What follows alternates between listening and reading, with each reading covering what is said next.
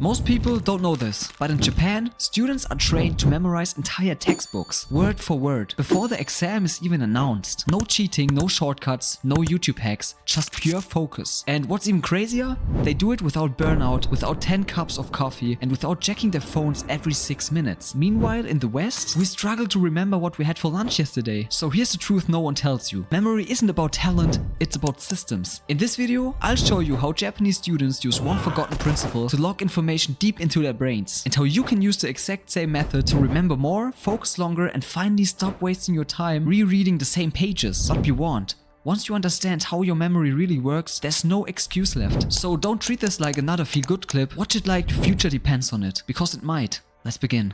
In Japan, there's a word you've probably never heard before.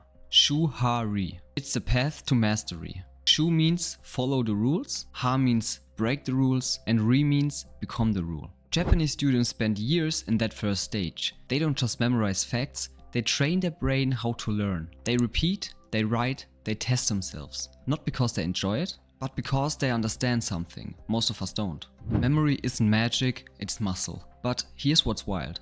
While they're doing this through tradition, they're accidentally hacking the same system that drives your focus, your habits, and your long-term results. That system? It's dopamine. See, your brain doesn't remember what's important. It remembers what's emotional, what's repeated, what feels like progress. And most people, they never train their brain to want to remember. They just read, highlight, scroll, and forget. So while Japanese students are unknowingly priming their brain for learning, you are stuck in loops that make remembering feel harder and harder. You wake up, you open your phone, you get distracted before you even start. And now, your brain isn't wired for focus, it's wired for escape. But here's the good news. You can flip that switch. And it doesn't take hours of studying, it starts with one loop, one system, one shift. And in this video, I'll show you how. Not just how to remember more, but how to train your brain to actually want to remember. Let's dive in. Most people think memory is about what you try to remember, but that's not the whole picture. Because your brain doesn't store everything. It stores what it thinks is important. And how does it decide that? It's simple. Repetition, emotion, relevance. Let's break it down. Think about the last song you randomly remembered out of nowhere. You didn't try to memorize it. You just heard it over and over, and suddenly it's in your head forever. That's repetition. Now think about a moment that made you cry or laugh hard. You didn't repeat it 10 times, but your brain saved it anyway. That's emotion. And now, relevance. If something connects directly to your life, like a tip that fixes a real problem, you're more likely to remember it, because your brain says, hey, we might need this. But here's the problem. Most people only focus on repetition and ignore the other two. They reread a paragraph 5 times, they highlight everything, they keep notes they'll never look at again. But none of that sticks, because their brain isn't engaged. It's not emotionally activated. It doesn't feel the need to remember. It just goes through the motions. This is what Japanese students do differently, even without realizing it. Let me explain. In many Japanese schools, students don't just passively reread, they're constantly tested. Small quizzes, flashcards, daily repetition plus effort. That creates tension, focus. It makes the brain work, and that creates a stronger memory. And here's what's important for you. You don't need to move to Japan, you don't need a school system, you need to recreate the same internal signal. So here's how. Insight 1, use active recall with friction. When you learn something new, stop immediately and test yourself. Close the book, close the tab.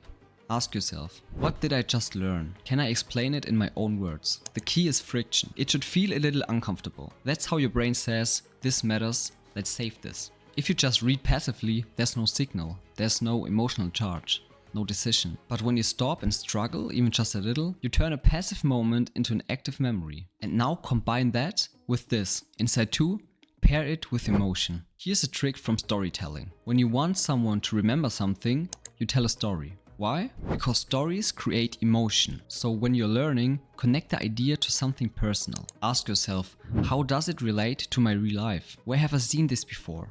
Let's say you are learning a study technique. Don't just memorize the steps. Instead, picture your own desk. Picture yourself using it before your next exam. Attach the idea to a vision, and boom, you've created an emotional anchor.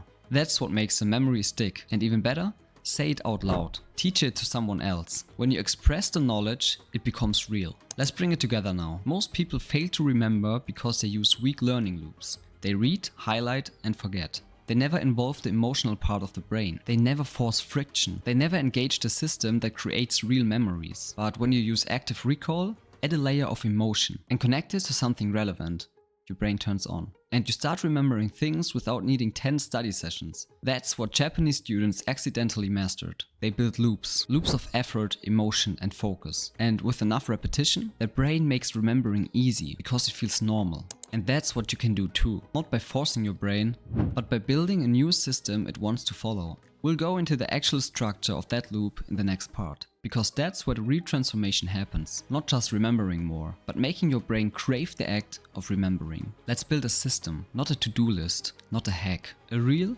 repeatable loop, because your brain loves loops. It's how habits are formed, it's how identity is built. And it's how memory becomes automatic. But here's the truth most people miss. Your brain doesn't care if something is good. It only cares if something is rewarding. So if studying feels boring, stressful or pointless, the brain will resist it. But if we can make focus feel rewarding, you'll want to do it, even without motivation. And that's what we do now. So here's the system I promised. I call it the dopamine-driven learning loop. It has 3 simple parts. First, the trigger, second, the effort, and third, the reward. Let's break it down. Trigger. Make it obvious. First, create a consistent cue for when to start learning. This should be a time, place or signal your brain can recognize. Not when I feel like it, but something automatic. For example, every day after breakfast, I study for 20 minutes. Or as soon as I sit at my desk and open my laptop, I start learning. Or after I make coffee, I do 1 recall session. This works because your brain links actions to moments. If you repeat it enough, it becomes effortless to begin. Second, effort. Make it active. Now here's where most people go wrong. They read passively. No tension, no challenge, no feedback. And that's a weak loop. You need to add friction, something your brain has to reach for. Here are 3 simple techniques to create effort. Blur recall. After watching or reading something, write down what you remember without looking back. This forces your brain to dig, teach back. Explain what you just learned, out loud or to a friend. If you can't teach it, you haven't learned it. Mental mapping. Draw it out. Connect ideas visually. Use your hands. Your brain loves to organize information when it feels physical. The goal is not to feel smart, the goal is to feel engaged. Because when your brain is working hard, your memory system turns on. Now the last step, reward. Make it immediate. Here's the real game changer. Most people wait too long for rewards. They say, I'll feel good when I ace the exam. Or I'll be proud when I remember everything next week. But your brain needs instant feedback. That's how dopamine works. So after every small win, you celebrate, not fake hype. Just a moment to lock in the progress. For example, after a recall session, you play your favorite song. After finishing 20 focused minutes, you eat a snack you like. Or you check off a win box on your habit tracker. So here's the key, you don't reward effort alone, you reward applied effort. It's not, I sat here, it's, I made my brain work and now I celebrate. This teaches your nervous system, learning is satisfying, focus is fun. This feels like winning. And once that becomes true, your loop repeats itself. And here's a real key insight. Identity follows action every time you complete the loop. Trigger, effort, reward. You're not just learning better, you're building someone new. Someone who doesn't try to study, someone who just does it. Because it feels normal, because it feels like them.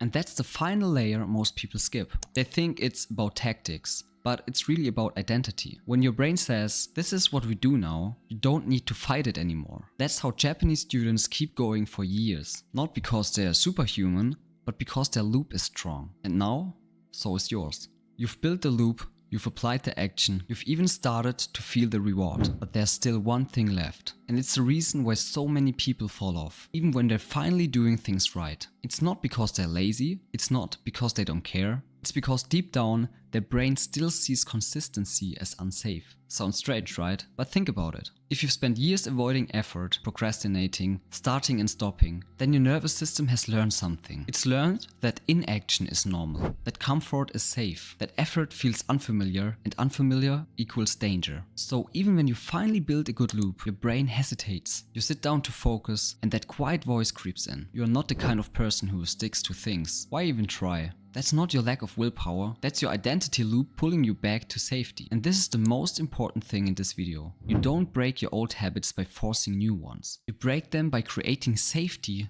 inside new action. Because your brain doesn't just follow effort, it follows familiarity. If discipline feels dangerous, your body will fight it every time. So the real work, it's not just building a system, it's making your system feel safe. Let me say this again because it changes everything. Progress must feel safe, or it won't stick. And here's how you do it. First, shrink the pressure. Make the loop small enough that it never feels overwhelming. Not study for 3 hours or fail, but 5 minutes, then decide.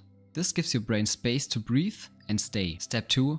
Anchor the identity. After every loop, name it. Say, I'm someone who learns daily. I build my brain. I keep promises to myself. Say it out loud, write it down. Your nervous system listens when you repeat patterns. And the last step, normalize the win. Stop acting like progress is some rare miracle. Start acting like it's just who you are now. You're not trying to become focused, you are focused. Because that's what you do now. And the more your brain believes that, the less it fights you. Because here's the truth, you don't rise to the level of your goals, you fall to the level of your loops. And those loops are only as strong as the safety they give you. This is why most people never change.